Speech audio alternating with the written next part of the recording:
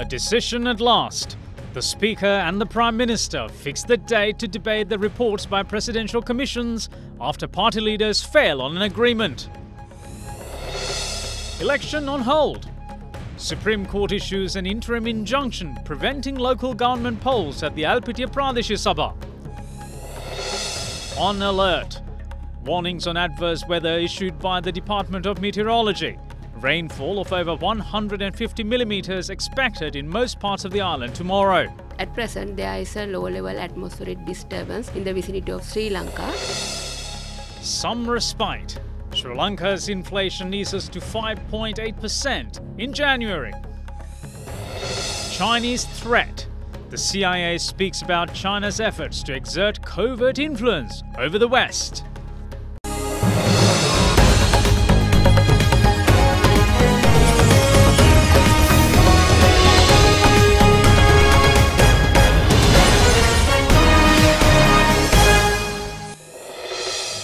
Good evening and welcome to First at 9. I'm Dhammik Eknaika. This evening we start our bulletin with an update on the country's weather situation.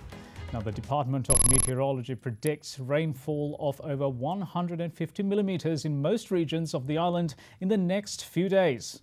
Speaking at a media briefing today, Director of the Forecast Unit of the Department of Meteorology said that this weather condition is the result of a low atmospheric disturbance over Sri Lanka. At present, there is a low-level atmospheric disturbance in the vicinity of Sri Lanka. Under its influence, showery and cloudy conditions can be expected over most part of the island. Particularly, around more than 150 millimeters rainfall within 24 hours can be expected central, Uva and Sabaragamuwa provinces and also in the Ampara, Batiklo and Nuwara district. And also around 100 millimeters rainfalls also can be expected western and southern province as well. And also there is some impact of this system over the sea areas around the island. Heavy showers can be expected over the deep and shallow sea areas of the coast extending from Batiklo to Colombo, Hambantota and Galle. Regarding the wind speed, this wind speed can be increased up to 60 to 70 kilometers per hour at times. But this also can be increased up to 80 kilometers per hour, particularly during thunder showers. Meanwhile, addressing the media briefing today, senior geologist of the National Building Research Organisation, Gamini Jatisa, said that people in areas forecast for heavy rains should be vigilant over landslides. So according to Met Department predictions, in few days, Sabaragamuwa, Nuwara, Matale, Badulla and Hambantota, some areas will get rainfall of exceeding 100 millimeter per day. So according to that, actually, that is a limit of landslides. We expect some landslide if such rainfall is occurring in such area. So therefore, we have already 100 automated rain gauges located in all these areas. So we are monitoring that on 24 hours. According to the rainfall, we are planning to issue landslide early warnings for a particular area. So it is requested for the communities living in such areas to be vigilant. Meanwhile, over 25 houses across the area of Ragal in Nuwara were damaged when Halganoya broke its banks owing to heavy rains experienced in the area. Lands used for cultivation were seen inundated within 24 hours. Meanwhile, Umaoya, located in close proximity to Kadapola, broke its banks, leaving several homes and roads inundated. Several roads in the Munragala district were inundated when Karinara and Kudaoya broke its banks owing to heavy rains experienced last night. Meanwhile, a house was partially damaged when a tree uprooted in close proximity to the Munragala town. Now moving on to one of the most talked about topics in the recent days, Speaker of Parliament Karu Jayasuriya says that the parliamentary debate related to the final reports of the bond inquiry and the Commission of Serious Acts of Fraud and Corruption will be taken up on the 6th of February at 10 in the morning. A party leaders meeting was held to decide whether a parliamentary debate on the relevant reports can be held before the upcoming local authorities election, and the decision was taken following direction of Prime Minister Ranil Wickremesinghe. Prime Minister Ranil Wickremesinghe recently stated that he is prepared to convene the Parliament on the 8th of February to debate the reporters of the Bond Commission and the Commission of the Serious Acts of Fraud, Corruption and Abuse of Power, State Resources and Privileges. In such a backdrop, the Speaker convened a special party leaders meeting at the Parliamentary Complex to discuss whether this debate can be held. The discussion was held with the attendance of 2 members of the Elections Commission, including its chairman Mahinda Deshapriya, Minister Mahinda Samarasinghe representing Sri Lanka Freedom Party, Minister Lakshman Kiriyala representing the United National Party, Parliamentarian Dinesh Gunawardena representing the joint opposition, Parliamentarian Vijitha Herath representing the Janata Vimukthi Peramuna, and Parliamentarian M.A. Sumandaran representing Tamil National Alliance joined the discussion. However, the chairman of the Elections Commission, Mahinda Deshapriya, pointed out during the discussion that since the election propaganda activities ends at midnight on the 7th of February, holding the debate on the 8th is against the law. Accordingly, the Commission recommends that the parliamentary debate be held on the 5th and 6th of February, while our correspondent said that Minister Mahinda Samarasinghe and parliamentarians Dinesh Gunawardena, Vijitha Herath and M.A. Sumandaran agreed with the decision. The leader of the House, Lakshman Kiriyalla, however, had not agreed with it. Since a final decision could not be arrived at, the Speaker announced to party leaders that a decision would be made following discussions with the Prime Minister. The Election Commission said that debating on this will be unfair for the parties who are not represented in Parliament, and this will be a propaganda activity. Therefore, it was discussed among the party leaders that debating it on the 8th is difficult. However, as the opposition, we were asking for 2 days before the 8th, but the governing party opposed it. Clearly, this can be held before the 8th. Why are they scared? As the members of the Sri Lanka Freedom Party, we emphasised this should be taken for debate before the 10th.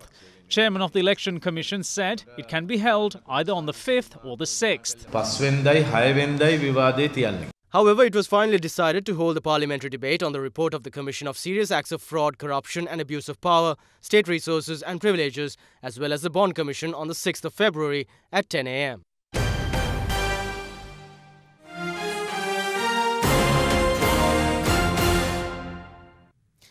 From one hot topic to another, the looming election. Now, the Supreme Court issued an interim injunction preventing elections being held for the Alpetiya Pradeshya Sabha until a decision is made on the petition filed against rejection of nominations of the UNP for the local authority. The order was issued when the petition was taken up today. 3 members of the Democratic United National Front filed a fundamental rights petition against the rejection of nominations for the Alpetiya Pradeshya Sabha. Accordingly, the petition was taken up before a 3-member judge bench, which included Supreme Court Justices Sisiredi Abru, K.T. Chitrasiri and Priyantha Jayawardena today. The petitioners claimed that although the returning officers rejected the nominations, saying it was not submitted via an authorised representative, once the nominations were submitted, an authorised member of their party was present. Taking the facts produced by the petitioners into consideration, the Supreme Court issued an interim injunction preventing elections being held for the Alpetiya Pradeshya Sabha until a decision is made on the petition. The Supreme Court also issued notice to the returning officer of Galle District as well as the chairman of the Election Commission, who were mentioned as respondents, to appear before court on the 15th of February. In the meantime, a special meeting was held between the chairman of the Elections Commission, Mahinda Deshapriya, and security forces at the Elections Secretariat in Rajagiriya today. One mobile patrol will be assigned for several polling centres. We won't get the help of the Tri-Forces during the time when votes are cast, but we discussed getting the assistance of the Tri-Forces to ensure security after votes are cast.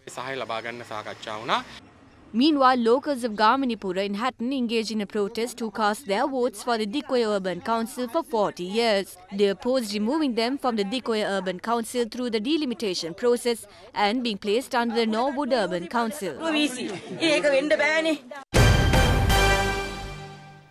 President Maithripala Sirisena emphasises that by next week, public will be able to witness the results of action taken against corruption and fraudulent activities by the government. The President made the remark at the main rally of the SLFP held in Katunayake today.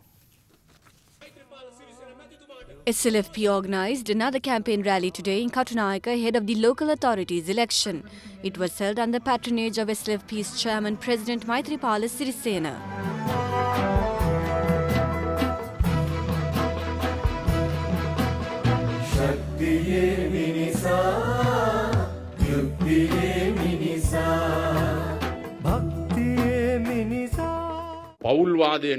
Nepotism resulted in the defeat of the Rajapaksa regime.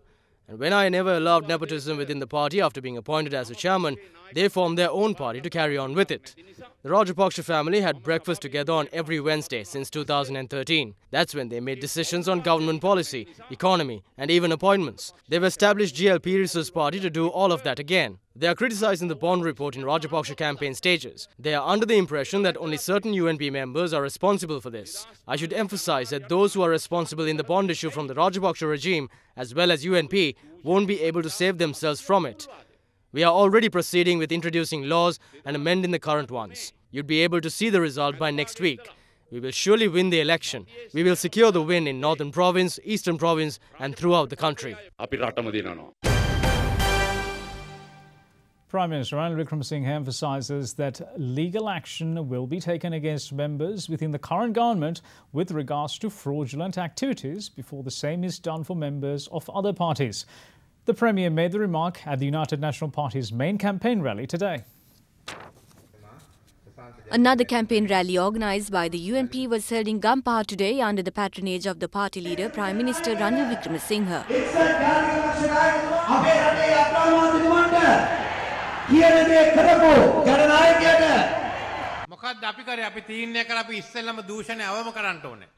We decided to reduce corruption. First step in the process was to conduct investigations on our members in the government if they have allegations against them. I was the first to implement the process. When there were allegations with regards to the bond issue, I suggested that we should appoint a committee in Parliament and submit a report. It's a good warning for the rest of the members in the government. And then the matter of bringing the corrupt before justice. As per Minister Thalta Atukorala's suggestion, we decided to implement a new mechanism within the judiciary system. The draft bill of the new mechanism was approved by the Cabinet of Ministers today. This new mechanism will include a new magistrates court where cases will be heard by 3 judges. The Attorney General or Commission to investigate bribery or corruption can directly file cases. They should then hear a relevant case daily until there is a definite ruling on each case. It will be established in March once this draft bill is passed in Parliament. We decided to establish 3 magistrates courts within the new system. Now,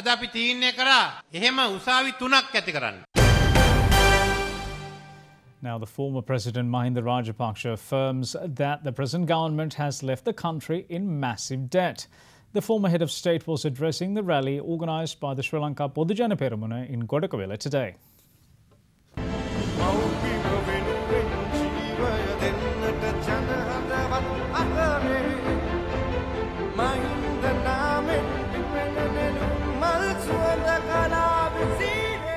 A rally of the Sri Lanka Podujana Peramuna was held this evening to garner support in the Ratnapura district for the upcoming local authorities elections. The rally was presided over by former President Mahinda Rajapaksa at Kuasnathota in Godakavela.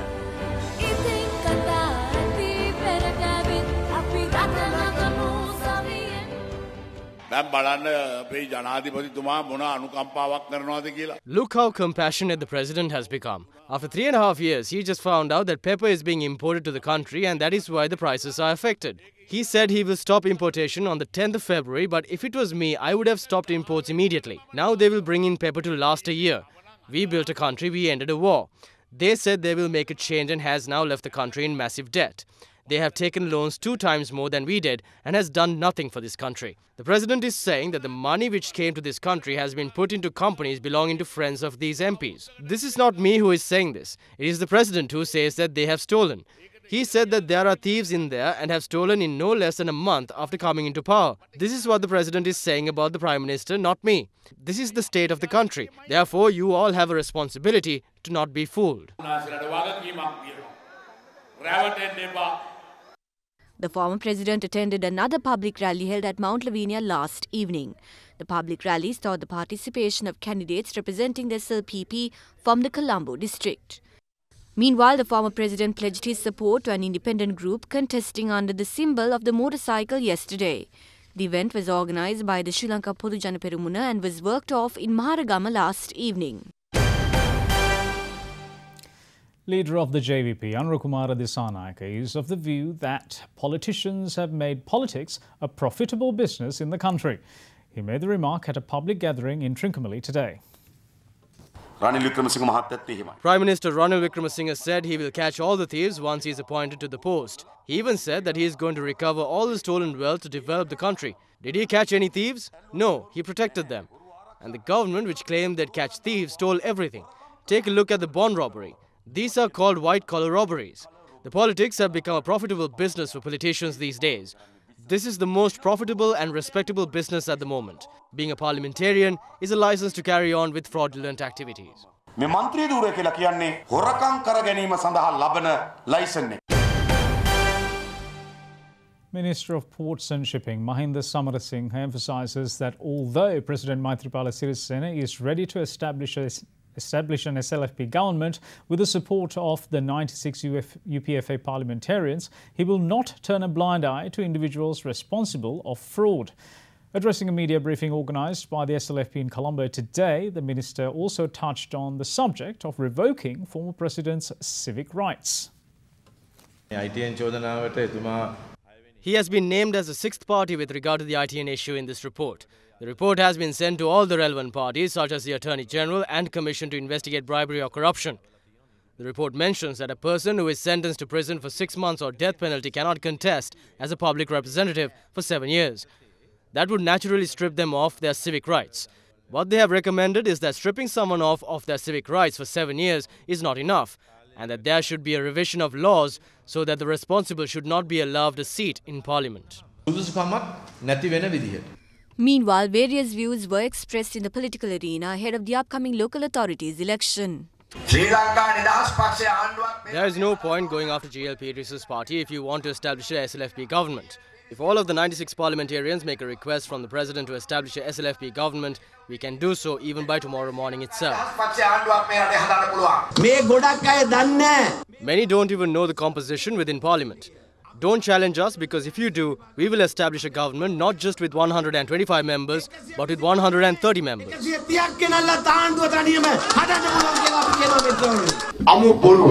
All of these are complete lies. President calls on the 96 parliamentarians to join with him to establish the government, but half an hour later, Minister Kiriyala says that the President is trying to get votes and that there is only a UNP government. Give the win to the flower bud on the 10th of February. We will then make a government in which Mahinda Rajapaksa will be the Prime Minister.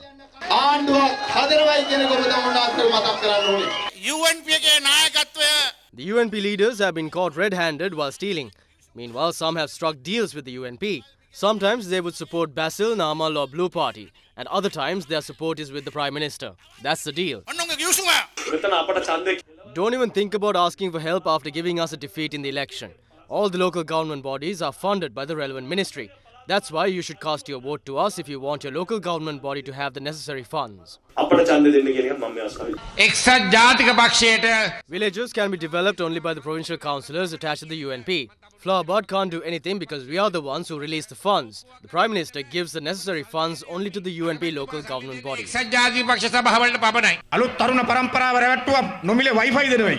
Youth was misled by promises of free Wi-Fi facilities. And now, although the cost of living has skyrocketed, they have installed machines dispensing free contraceptives. Former President Mahinda Rajapaksa is talking about high costs of living. But it's the same person who didn't use his vote against any of the 4 budgets presented by the government of good governance. He is only misleading the public.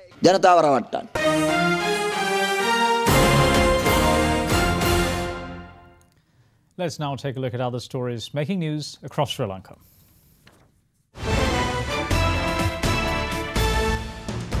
The 24-hour countrywide token strike launched by the Government Medical Officers Association was called off this afternoon. The trade union said the strike was called off following a discussion held with the Minister of Health, Dr. Rajitha Senaratne, earlier today. The GMOS strike was launched at 8 this morning over various demands including rectification of salary anomalies. The Global Sri Lankan Forum organised a media discussion recently with the participation of Sri Lankan representatives from various countries. Many veteran speakers, both local and international, took this opportunity to educate society on the upcoming local authorities election. International representatives, including co-chairmen from France, Germany, Italy, Switzerland, Korea, Sweden and Kuwait. The director of Colombo University's Astronomy and Space Science Unit, Dr. Chandana Jayaratne, states that the world will witness its first lunar eclipse for the year tomorrow. He says that Sri Lankans can witness the eclipse between 6:21 p.m. and 7:37 p.m. on the horizon towards the east. You are watching Sri Lanka's award-winning news channel, Derana 24/7.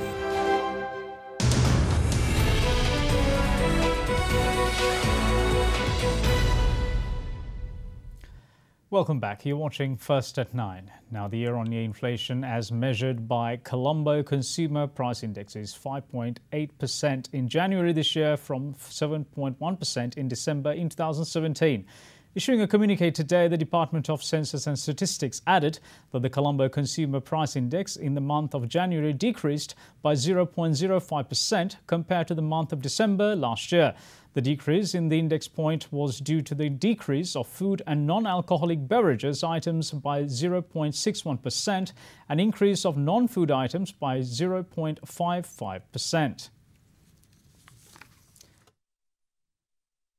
Now, moving on to the external sector performance, Sri Lanka's trade deficit further expanded considerably during November last year, although a double-digit growth in exports has been recorded, partly driven by the low base recorded in November 2016.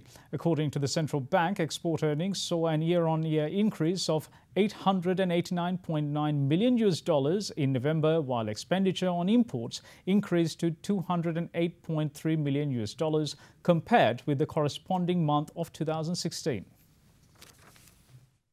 According to the central bank, the deficit in the trade balance widened in November last year owing to high import expenditure on account of increased expenses on fuel imports.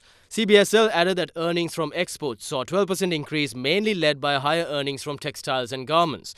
Export earnings from garments increased for the fifth consecutive month in November of 2017, with increased demand from the EU and the USA and non-traditional markets such as Australia, Hong Kong and UAE. Following the restoration of the GSP Plus facility, earnings from garment exports to the EU continued to expand, and in November 2017, it grew by 13.8% year-on-year, while garment exports to the USA increased by 11.9%. Meanwhile, earnings from agricultural exports increased further in November of 2017, mainly due to the notable growth recorded in tea exports in view of increase in the average tea export prices and volumes. In November of 2017, the USA, the UK, India, Germany and Italy were the leading markets for merchandise exports of Sri Lanka, accounting for about 50% of total exports. Meanwhile, expenditure on imports amounted to $1,940.4 million for the month of November, due to high expenditure incurred on fuel imports as a result of significant increase in crude oil and refined petroleum products on account of the combined effect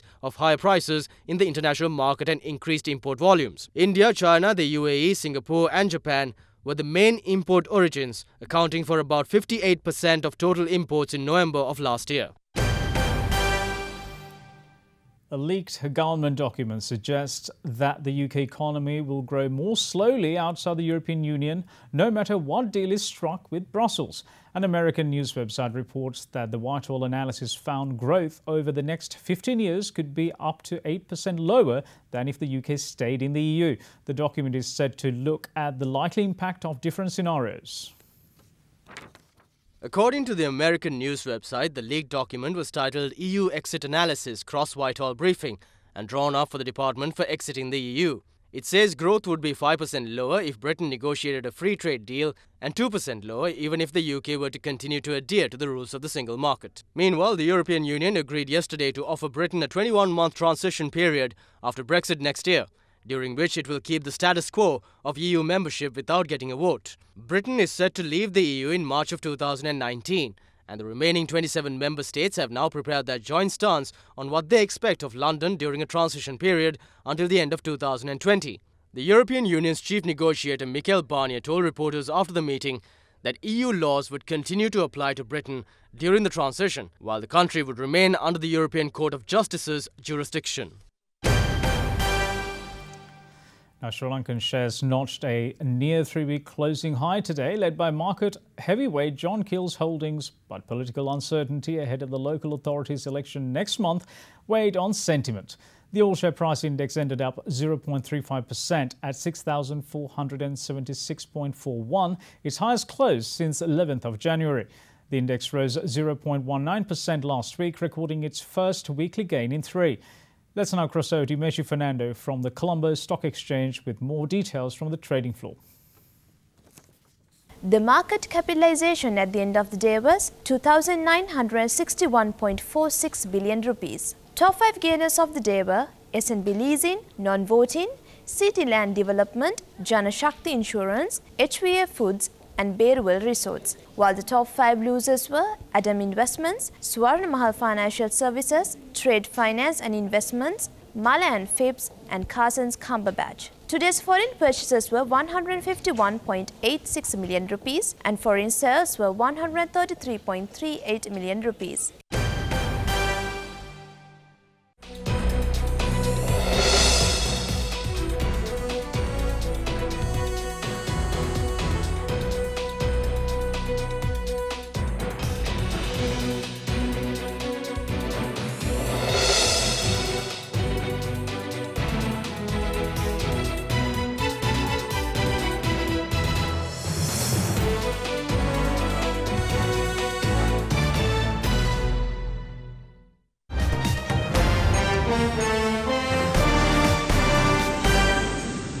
Director of the CIA, Mike Pompeo, says that Chinese efforts to exert covert influence over the West are just as concerning as Russian subversion.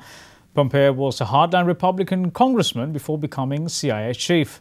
In a recent interview, the US spy chief said that countries could collectively do more to combat Chinese efforts to exert power over the West. Russian interference has been the focus of political debate in Washington, with allegations of hacking and releasing information as well as using social media to sow division. But Mike Pompeo's surprising claim was that China has a more wide-ranging ability to exert influence and more needs to be done to confront it. The CIA director went on to say that China's reach ranges from traditional espionage, with the inclusion of human and cyber spheres. Through allegations, it has used stolen intellectual property to help its businesses. He added that it also includes the way in which China uses its economic weight to influence American companies seeking access to its market. Meanwhile, US President Donald Trump rules out the possibility of dialogue with the militant group Taliban in Afghanistan, at least for the time being. Addressing a UN Security Council meeting yesterday, President Trump hinted at US commitment to end the Taliban in Afghanistan, saying that the terror group is killing people left and right. Innocent people are being killed left and right, bombing, killing all over Afghanistan, so we don't want to talk with the Taliban. There may be a time, but it's going to be a long time. We're all out, and that's taking place right now, and it's a whole new front. When we see what they're doing and the atrocities that they're committing and killing their own people, and those people are women and children, it is horrible. So there's no talking to the Taliban. We don't want to talk to the Taliban. We're going to finish what we have to finish. What nobody else has been able to finish, we're going to be able to do it. Let's now take a look at some other stories from across the world.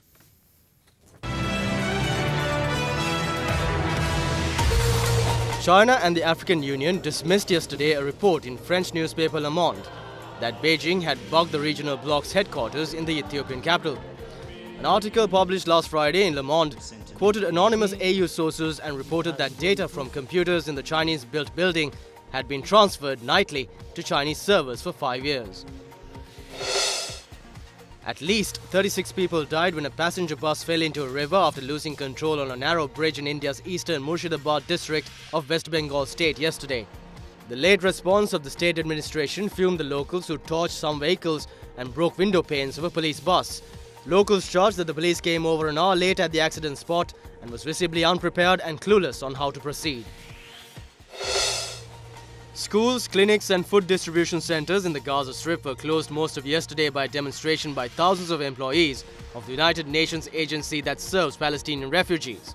Palestinians have been angered by a US decision to cut aid to the United Nations Relief and Welfare Agency, saying it will cause worse hardship in Gaza. More than half the enclave's 2 million residents depend on support from UNRWA and other humanitarian agencies. You are watching Sri Lanka's premier news channel, Derana 24/7.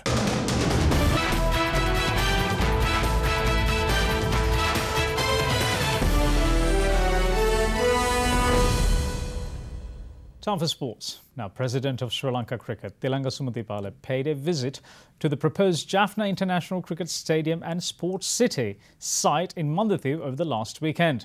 Sri Lanka Cricket recently started work towards realising this ambitious project. Addressing the media at the site, he had this to say. මේ cricket පාලක මණ්ඩලයෙන් cricket ක්‍රීඩාවට අවශ්‍ය When we are looking for ways to improve cricket in the country, we must also improve other sports that are beneficial to improve the fitness and health of cricketers, such as gyms and swimming pools, etc.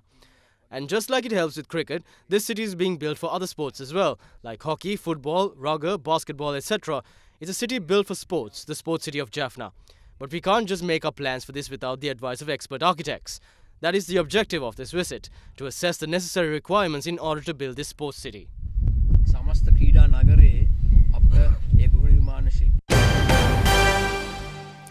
Staying on with cricket, the much-anticipated India-Pakistan semi-final in the Under-19 Cricket World Cup turned out to be rather anticlimactic, with Pakistan succumbing to a heavy 203-run loss today.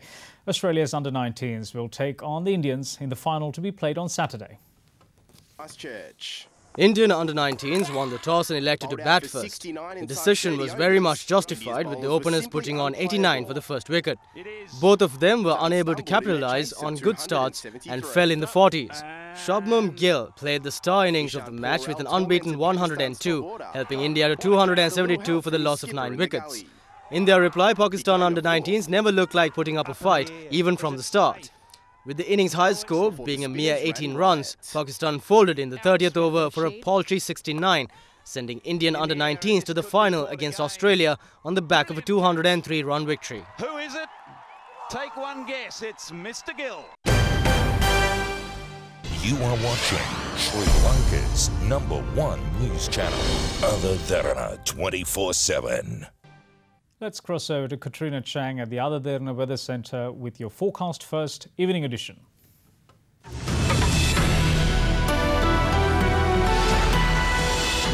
A very good evening and welcome to Forecast First. Now, a low pressure zone will prevail in the vicinity of Sri Lanka over the next few days, bringing some heavy showers for most parts of the island.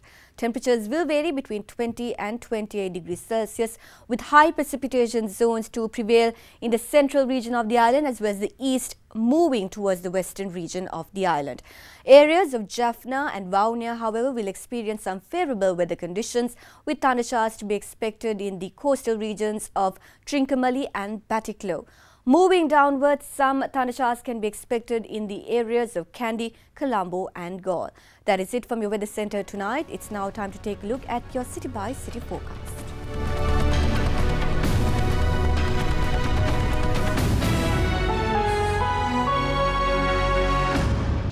You are watching Sri Lanka's award-winning news channel, Other Derana 24/7. And that's it from all of us at First to 9 here tonight. But before we go, we'd like to leave you with the visuals of the 18 Bends Road in Mahayangana, or more commonly known as the Hartawangwa. Also commonly known as 18 Hairpin Bends, the road is located in the central province, linking Kandy and Mahayangana. The road is 41 kilometres in length, and the entire stretch of road includes 10 bridges and 320 box culverts with 37 widened culverts. Thanks for watching. Bye-bye.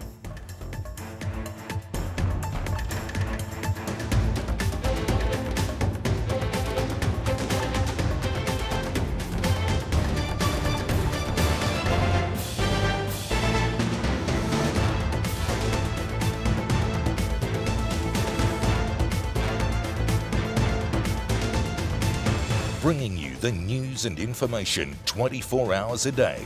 This is Sri Lanka's premier news channel, Other Derana 24/7.